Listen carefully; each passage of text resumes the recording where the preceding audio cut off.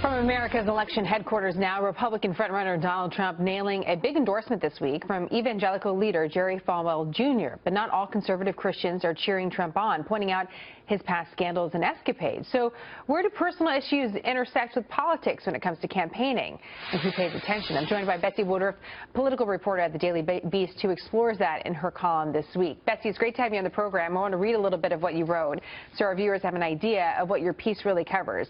In it, you say this, quote, Trump's top foes have largely steered clear of attacking him based on his sexcapades and scandals. Even while he and Rubio lobbed Birther-esque attacks at Ted Cruz for being born in Canada, Trump has evaded any hard-hitting criticism for his multiple marriages, casino ownership, and appearance on the cover of Playboy magazine. Goes on to say, but for whatever reason, Trump's critics and questioners have largely given him a pass on this. It was an interesting point. Why do you think this is happening?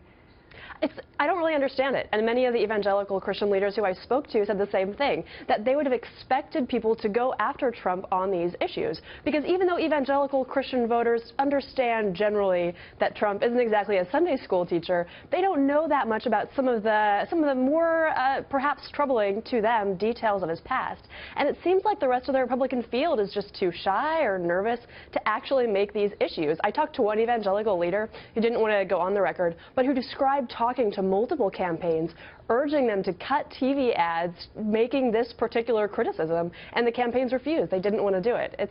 It's really unusual, and it's a big part of the reason that Trump's doing so well, particularly in Iowa. It brings up a question, too, about what is fair game. Do you think they're making a calculation saying, well, if we go down this road, we can't come back from it, so perhaps we're not even going to start? Or do you think it's something else?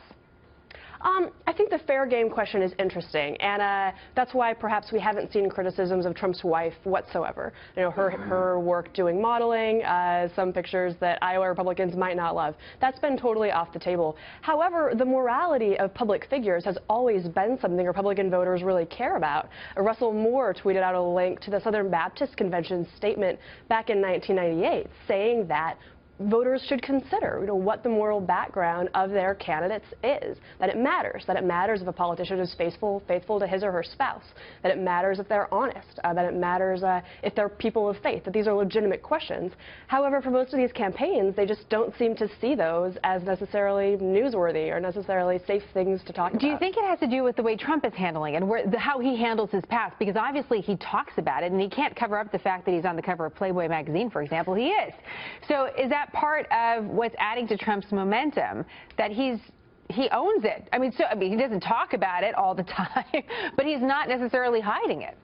I think he owns it in a way that's really strategic, where he talks about his past, he's open about the fact that he maybe isn't the most exemplary, perfect depiction of what the typical Christian life looks like. He's open about that. He talks about it, but he avoids some of the things in his past that I think would really bother Iowa Republican voters.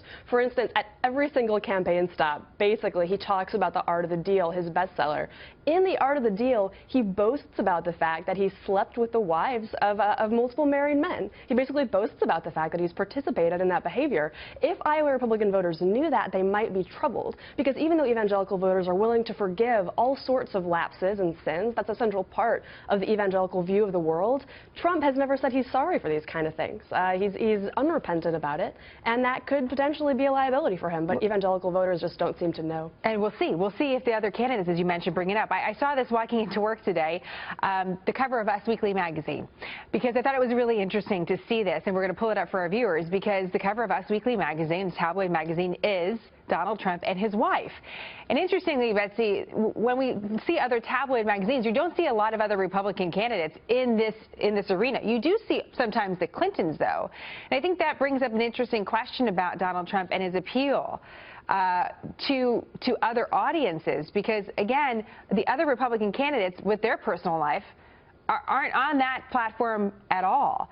So if we just take that for a moment and think about what else you're saying about evangelical voters in Iowa, who really has it in with this group? Is there one candidate that does, or for right now, does it seem like these quote-unquote moral issues aren't really part of the race this time? What's interesting is there's a really big divide between what rank-and-file evangelical voters, who they like, and who their leaders like. Now, World Magazine is kind of a niche publication. A lot of evangelical Christians and homeschoolers read it. Every month, it does a survey of about 100 top evangelical leaders to see who they like the most. For 7 months in a row, Marco Rubio has won that survey. But a recent NBC poll showed that Donald Trump is the favorite of conservative Christian evangelicals. So the evangelical leaders don't seem to have the clout with their followers, with evangelical Christians, that they historically have had. That said, Rubio has made his faith a really central part of his pitch to Iowa voters. He cut a TV ad that was just him talking about his faith. No mention even of abortion or marriage, just him saying, I believe in God and it's really important to me. And that seems to potentially have helped him a bit, but he's still a distant third. Ted Cruz, of course, does well with evangelicals, but even he hasn't really been able to top Donald Trump in this sector. And I don't know, it's just kind of unusual that evangelical voters have been willing to say, put aside all the other stuff they like his rhetoric. It's very interesting. It was a fascinating column. I encourage our viewers to check it out, and also something to pay attention to in the debate tonight and the answers, and to see if it comes up a little bit in the answers and the way the candidates answer, considering that Iowa is just a few days away, the caucuses, that is. Betsy, great to have you on the program as always. Look forward to having you back. Thank you. Sure thing. Thank you.